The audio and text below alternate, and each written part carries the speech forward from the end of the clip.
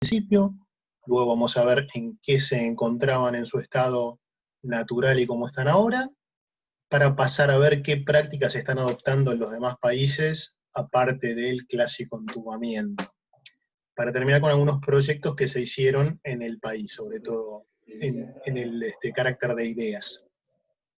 Bueno, entre Zárate y La Plata tenemos casi 2 docenas de arroyos y ríos, la mayoría de ellos desembocan en el Río de la Plata, y la mayoría de ellos, salvo algunos muy grandes como el Luján, el Matanza, Riachuelo y el Reconquista, están entubados.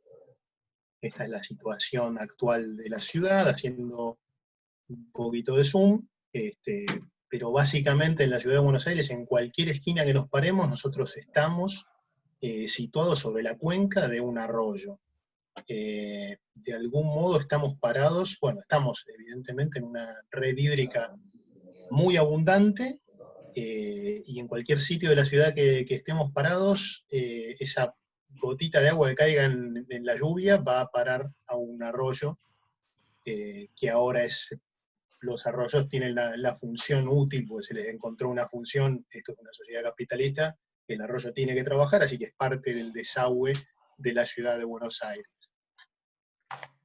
Vemos un poquito el tema de las cuencas porteñas, hay 3 interjurisdiccionales, el Maldonado, el Sildañez y el Medrano, bueno, aquí lo ponen con el white, también se desarrollan parcialmente en la ciudad de Buenos Aires, hay una docena de arroyos en la ciudad.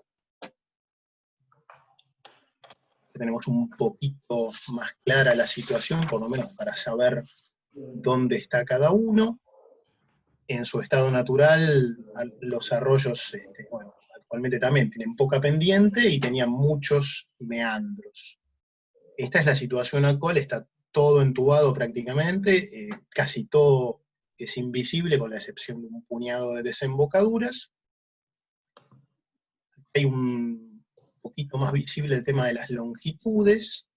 Hemos entubado aproximadamente de cursos principales de arroyos 100 kilómetros. 100 kilómetros sin contar afluentes que son bastante difíciles de determinar. Bueno, esta es el área que van a tener que trabajar en el proyecto, por lo que entendí, el extremo norte, casi saliendo de Capital, tenemos parte del curso del Medrano, que también sigue por provincia, y el White, que es absolutamente porteño y cortito, son 2 kilómetros y un poco más. Bueno, esto, no tengo la fecha exacta de este mapa, pero entiendo que que estaría por 1910. Fíjense lo irregular que era la costa antes de los rellenos. El límite de la ciudad con el Río de la Plata era el murallón costanero por el que corre todavía el ferrocarril Belgrano Norte. Pero bueno, en ese momento me han dicho que han llegado a ver fotos de las olas pegando contra el murallón, y el ferrocarril siempre más alto. Los ingleses eran gente bastante astuta, así que esos terraplenes nunca iban a ser alcanzados por las olas del Río de la Plata. Bueno, este es un mapa de Pablo Ludwig del año 1892. Está la ciudad de Buenos Aires en sus inicios y para ese momento los lejanos pueblos de Belgrano y Flores, que fueron integrados a la ciudad más o menos por aquella época, anexados en 1888. Aquí un plano de Ludwig un poquito posterior, con el área norte de la ciudad. Ya había un avance importante de las construcciones en 8 años, este es el zoom del plano inicial, este es el año 1900, en solo 8 años se nota bastante el desarrollo. Acá se ve el Medrano totalmente a cielo abierto y un poquito de lo que era el White más escapándose de la pantalla. Los vas plantando, ¿me dijiste? Bueno, ¿cómo fue que pasamos de este estado, a la izquierda de la pantalla, a la derecha? Todo rectificado, entubado, versus prácticamente todo a cielo abierto con la red de arroyos y ríos original de la ciudad de Buenos Aires. En un momento en la pantalla de la izquierda teníamos hacia 1908 el 40% del agua infiltraba directamente por parques, plazas, jardines, las superficies absorbentes que mencionaba Mariano en la charla anterior. Y hoy día tenemos un 10% o menos de un 10% de agua de lluvia que puede infiltrar naturalmente. Salvo 4 desembocaduras de arroyos, tenemos todo prácticamente entubado. Bueno, acá hay una serie como básica de cómo es el ciclo de la humanidad con los arroyos, tomado de un video de una gente de Brasil, esto creo que es del Tieté, del río Tieté. Básicamente nos establecemos en las proximidades de cursos de agua porque es un lugar conveniente para el desarrollo de una civilización, eliminamos la mayor cantidad de rasgos naturales posibles del paisaje, construimos en los valles de inundación, encauzamos los arroyos, los utilizamos como desagües y basureros la mayor parte del tiempo, esto sin ningún tipo de control y de manera caótica. Y finalmente, cuando la situación no da más, la contaminación no da más, los olores son terribles, le damos la espalda a los arroyos y pedimos que los borren del mapa. Esto es en una situación más bien en general. ¿Cómo sucedió esto en la ciudad de Buenos Aires? ¿Cómo lo fueron implementando los distintos gobiernos? Bueno, acá hay una línea de tiempo. Lo que me faltó poner ahí es que en 1870 hubo una peste, la epidemia de fiebre amarilla, que exterminó más o menos al 15% de la población de la ciudad, la mayoría en barrios periféricos y en conventillos, y esto trajo, casi como la historia de la humanidad y mucho de Argentina, la fiebre amarilla visibilizó la necesidad de dotar a la ciudad de un sistema de saneamiento, agua corriente, que se había empezado a hacer algunos años antes, pero básicamente cloacas. Lo cual trajo la decisión de sepultar los arroyos del radio histórico, digamos, del centro extendido de la ciudad. Fueron trabajos que se hicieron entre 1870 y 1910. Mientras tanto, con el resto de los arroyos que no se iba entubando, se los fue canalizando, domesticando, digamos, y se hicieron puentes para su cruce. En el año 1919 hubo un decreto del presidente Irigoyen, en donde se decidió que la extensión del entubamiento de los arroyos que se había hecho en el centro era bueno para el resto de la ciudad. Lo que se había hecho en el radio antiguo era no separar el tema pluvial del cloacal, que eso por suerte se pudo hacer en el radio nuevo. Tardaron unos años, igual hubo un tema de burocracia, falta de fondos, y más que nada el tema de un plan que se necesitó para ver cómo se iba a proceder a entubar los demás arroyos de la ciudad, que surgió en 1933, con Obras Sanitarias de la Nación, que dividió el desagüe de la ciudad en 4 sectores, en Riachuelo, Maldonado, Vega y Medrano. Las obras de entubamiento de estos 4 grandes, Vega, Medrano, Sildañez y Maldonado, arrancó en 1934 y terminó hacia mediados de la década del 60.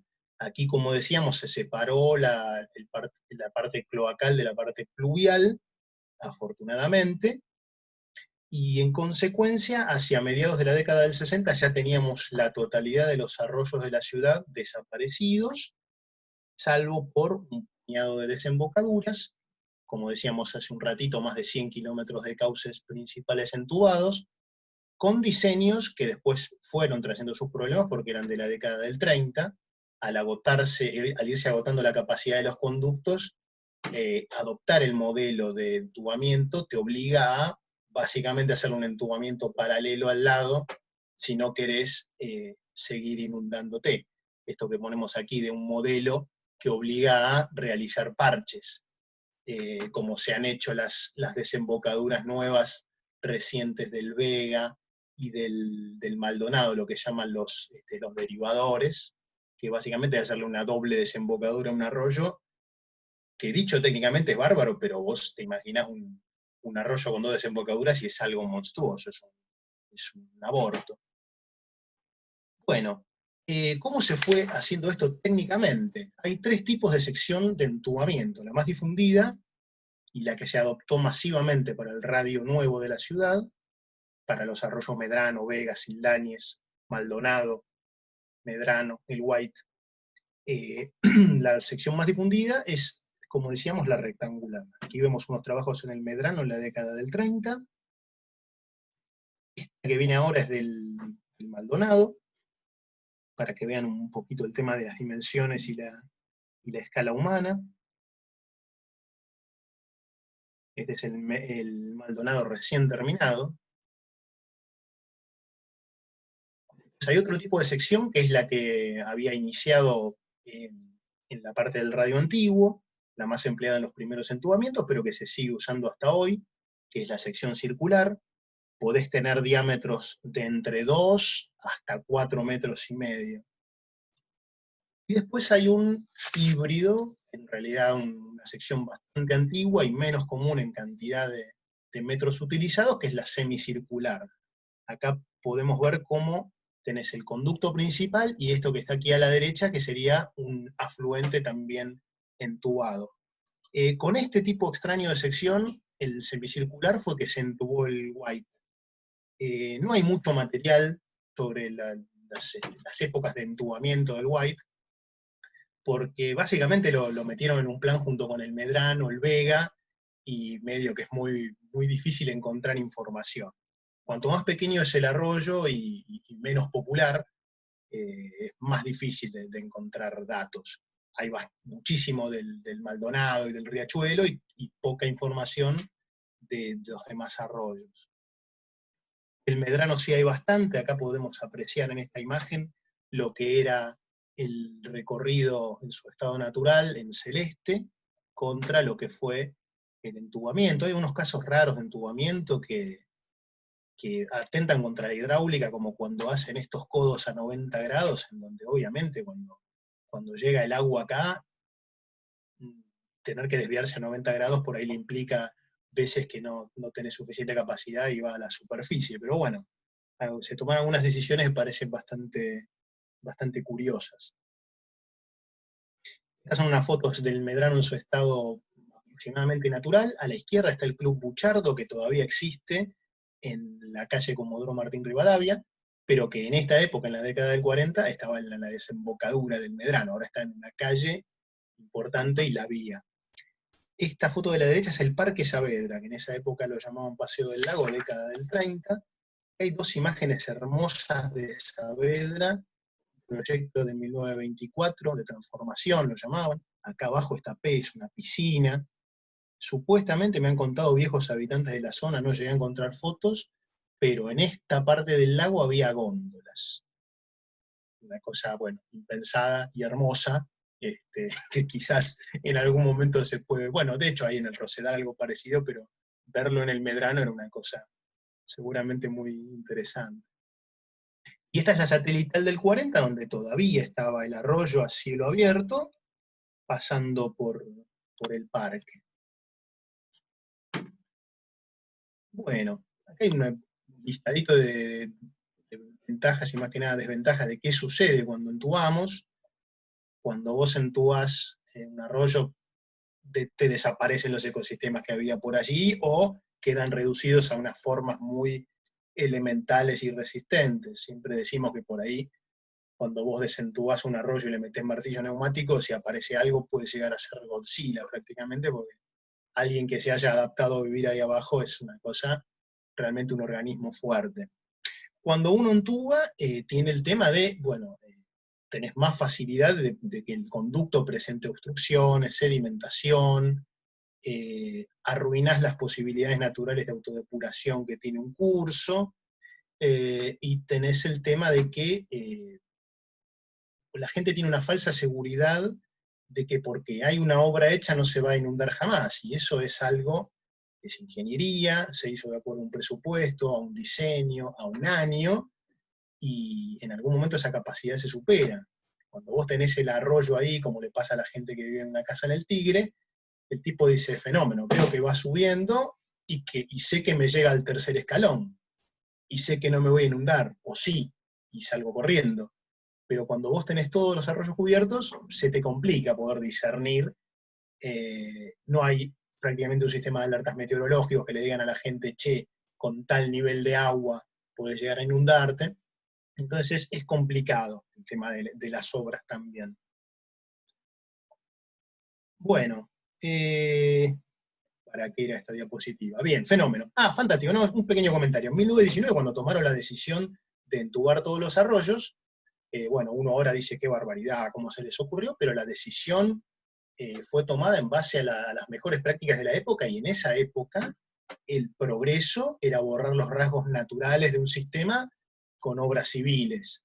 Y después, más adelante, por ahí se reponían algunos, se hacía algo de paisajismo, no es que eran todos locos y malvados, pero bueno, era como una práctica muy extendida, lo sabrán ustedes más que yo, esta creencia de que se podía domar la naturaleza, y después realmente nos fuimos enterando de que no era tan así.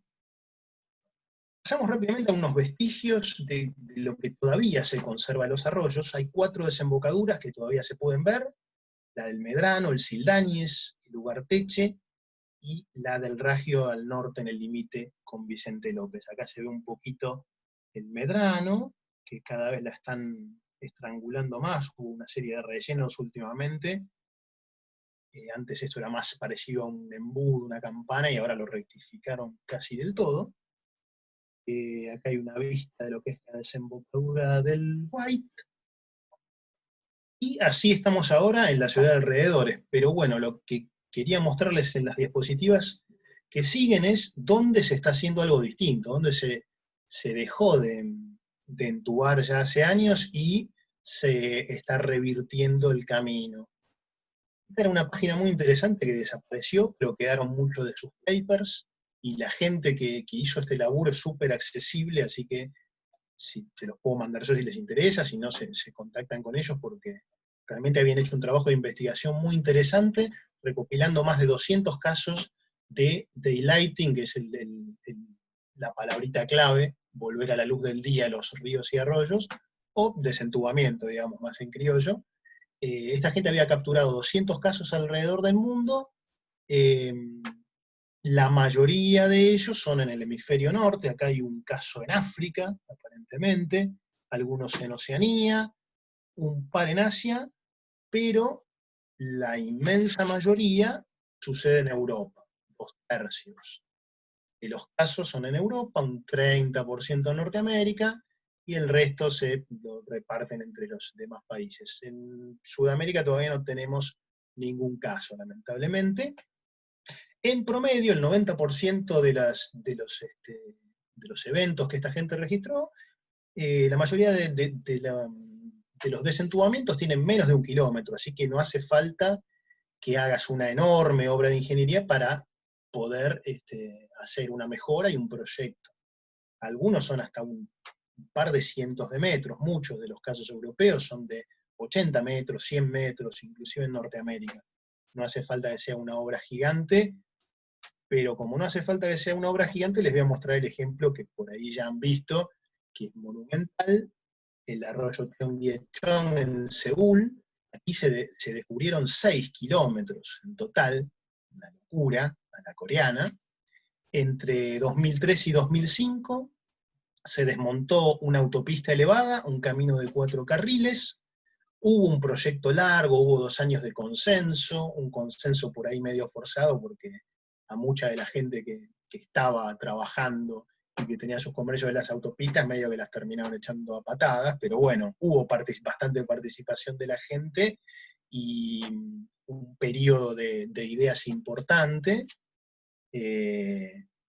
en donde finalmente se decidió que de estos 6 kilómetros se iban a hacer 3 concesiones distintas, 3 constructoras distintas, y se iba a hacer un tramo que ellos llamaron natural, que es el que estamos viendo, uno que llamaron urbano y otro que llamaron histórico.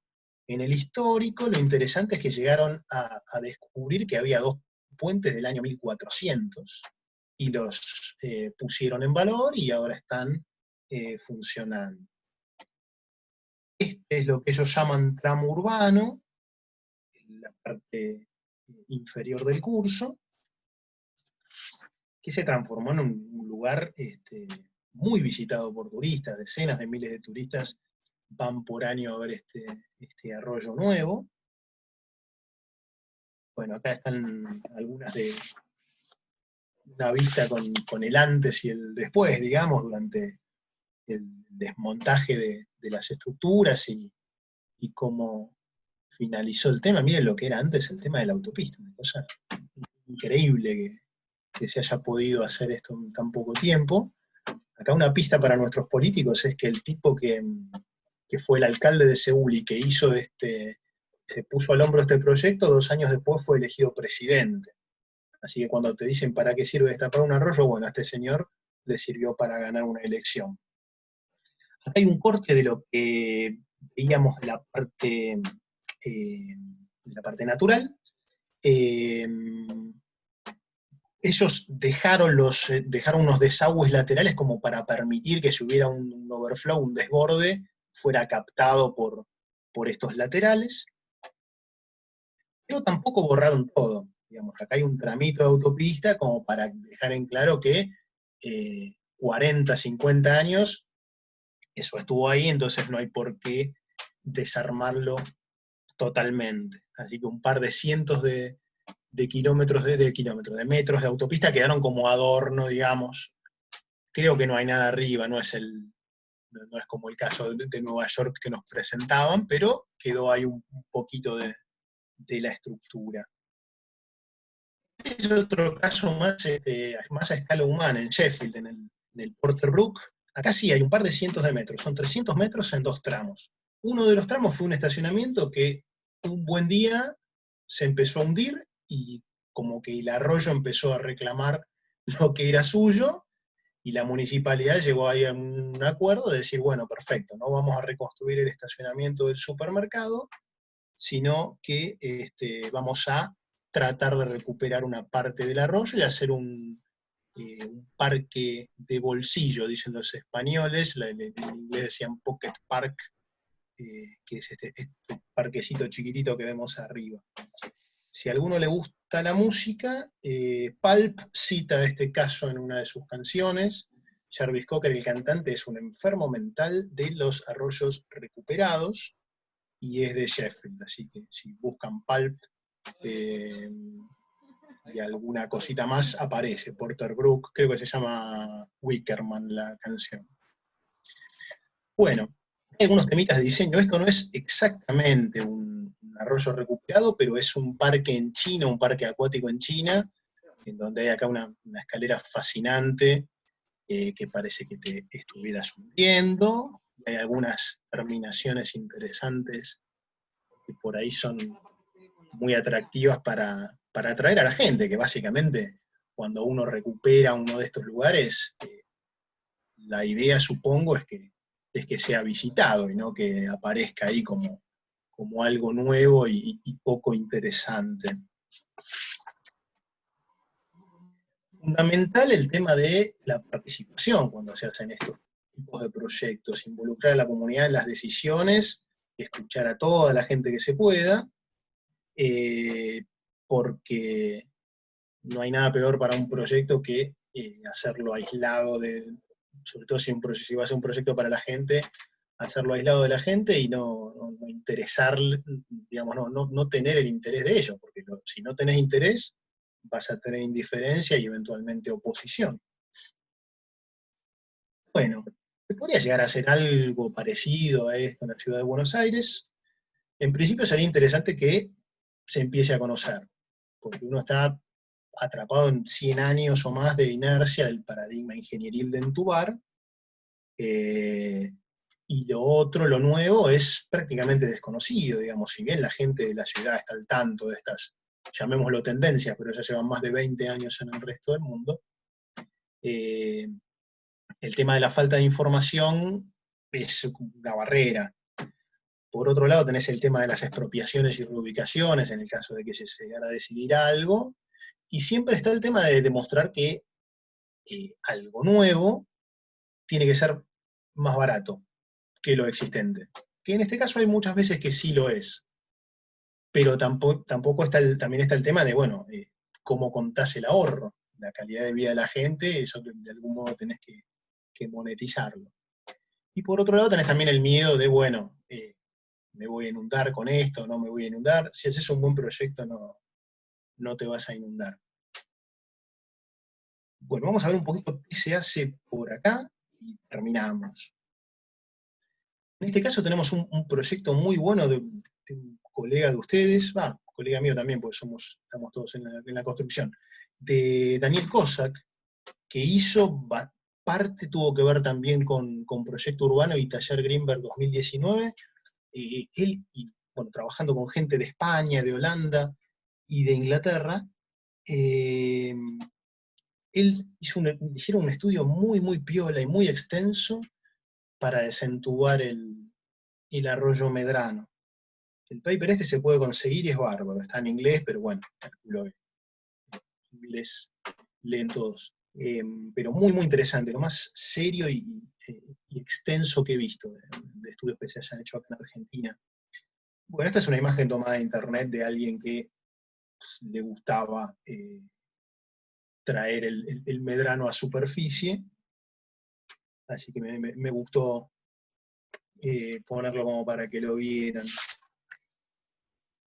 Por otro lado, tenemos algo que habíamos trabajado con Jesús en 2017, un concurso de ideas en donde se buscaba renovar el parque de la ciudad de alrededores, y nosotros habíamos propuesto desentubar 800 metros del arroyo Sildañez en el sur de la ciudad, dotarlo de un lecho filtrante, en alguna parte poner un vidrio de alto tránsito para hacer un centro de interpretación. Bueno, ideas que se fueron proponiendo. Estas del estudio Bulla, en 2016, en el marco de otro concurso, trabajaron sobre la desembocadura del White. Y acá tenemos algo que encontré en Instagram de un usuario que se llama Paisajeante, que también trabajaba sobre la desembocadura, sobre un tramo del Medrano allí en Avenida del Libertador y Comodoro Rivadavia, para hacer una especie de humedal. Bueno, por acá terminamos, no sé cómo va a seguir esto ahora. Si a alguien le interesa los temas de arroyos, le paso el chivo de Instagram, que es Arroyos Libres. Muchas gracias por la atención. Buenísimo, gracias Martín. Me hiciste recordar el proyecto. Tengo imágenes del proyecto, sí, no, nunca lo conté acá, pero está bueno. Tenía unas muy malas. Sí, recién me puse a buscar porque la verdad que por ahí a veces como que no muestro una de las cosas propias, pero la verdad que ya que lo trajiste vos por ahí, mira, tengo, a ver, si dejas de compartir, aprovecho, les comparto, y después la idea es abrir micrófonos y empezar a hacer una ¿cómo es? Propuesta de preguntas. Ahí voy. Sí, tranquilo. Espérame que descubra cómo dejar de compartir. Arriba de todo. Ya estoy. Ay. Momentito. Arriba de todo tenés una solapita que te dice dejar de Ahí está, detener compartición. Ahí estamos. Está, buenísimo. Este era el concurso que contaba Martín, y la verdad que estaba buenísimo porque, bueno, lo que ven abajo es el riachuelo. Toda la entrada esta que ven del arroyo no la destapamos, sino que estaba descubierta. Este está muy contaminado, la verdad que la verdad que estás ahí, es como que es una presencia bastante contaminante. Y esto es lo que, bueno, el Parque de la Ciudad que todos deben conocer. Básicamente empezamos a decodificar por dónde estaba el trazado, y un poco lo que hablábamos era que investigamos cuánto tenía el conducto, el tubo por donde pasaba. La verdad que tenía una presencia muy importante. No sé si estaba acá, ¿dónde pusimos esa? Acá abajo se ve, ¿no? Esto es buenísimo, la verdad que es buenísimo, pero no lo puedo mostrar. Si hago zoom no lo veo. Bueno, la foto del medio es el tubo, con lo cual, la verdad, cuando descubrimos esa foto, enseguida se me ocurría que que era interesante tener como esta imagen, ¿no? La imagen de que en realidad vos por ahí no desentubás todo, desentubás una parte, se empieza a limpiar, la limpieza tarda un tiempo, y se generan estos lugares que, bueno, habíamos propuesto como el mismo techo del tubo como parque, la verdad, como espacio urbano. Era súper interesante, la verdad. Bueno, nada, un poco, porque vi que no tenías buenas fotos del proyecto, le estoy mostrando. No, un cachivache. Trabajábamos con un tema de lagunas que iban regulando, había lagunas preexistentes, es súper, la verdad me pareció un proyectazo. Pero bueno, nada, estaba bueno. Dejo de compartir. Bueno, la idea es que aprovechen que justamente se están tomando este tiempo, tanto Mariano como Martín, y la verdad que tuvieron buenísimas las dos charlas. Creo que las dos charlas son coincidentes en cosas que fui anotando, que tienen que ver con esto que hablamos siempre, ¿no? Mariano decía, toda arquitectura es social, no hay arquitectura que a veces es social, a veces no, qué sé yo, todos los proyectos tienden a hacer eso, lo repitió también Martín en su conversación, y bueno, y es esto de pensar una calidad de vida, qué ecosistema vamos a pensar entre todos para un lugar que es, la verdad, un lugar increíble, y cómo lo vamos a llevar adelante. Y también hablaba Martín de esta necesidad de hacer proyectos con participación. Acá la participación de la gente es más difícil porque es una simulación, estamos en la facultad, pero un poco tratamos de hacer la participación de todos los invitados, que ya no sé cuántos llevamos, como 6 invitados distintos, y todos tienen que ver, no sé, con paisaje, arroyo, movilidades, no sé, planificación, todo es como, viste, vas teniendo distintos inputs, como si fuera Matrix, viste, cuando te metían todo, te iban metiendo a Keanu Reeves todo en la cabeza, y el tipo salía sabiendo un montón de cosas. Bueno, acá de algún modo, un poquito hacemos eso. Entonces, la idea es ahora, es decir, si cada uno de ustedes hace como una especie de traslación y se vuelve al proyecto, ¿no? Que estamos llevando adelante, bueno, hacer las preguntas que crean necesarias. De a uno, de a uno. Hola. Ahí va. ¿Cómo va? Bueno, gracias a los dos. La verdad que estuvieron buenísimas las dos charlas.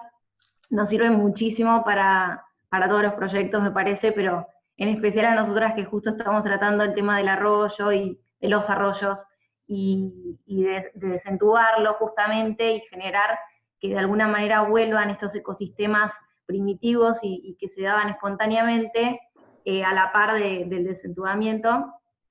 Queríamos hacerte un par de preguntas, Martín, y también después a Anito. No, igual no quiero ser pesada, pueden sumarse también los otros. Pero bueno, la primera pregunta sería básicamente, porque vimos esto del daylighting y nos pareció que está bárbaro porque es el primer ejemplo práctico de desentubamiento, que bueno, sí, tal cual se está dando hace varios años, pero que realmente acá aplicarlo, como que al principio decíamos, bueno, ¿cómo será acá? Pero dijimos, bueno, está bueno traerlo como propuesta, pero nos surgían varias dudas en cuanto al proceso y las etapas estructurales de destapar justamente el arroyo entubado. Entonces, ¿en qué consiste? Tal vez es muy técnica la pregunta, pero si nosotras queremos demostrar de alguna manera esa forma de destaparlo de una manera gradual, ya que sabemos que eso no se hace de una y que es un proceso largo, ¿cómo haríamos para demostrar eso, ¿no? En etapas y cómo se haría técnicamente, ¿no? Y habitualmente esto se arranca desde la desembocadura hacia la naciente, digamos. En principio es eso.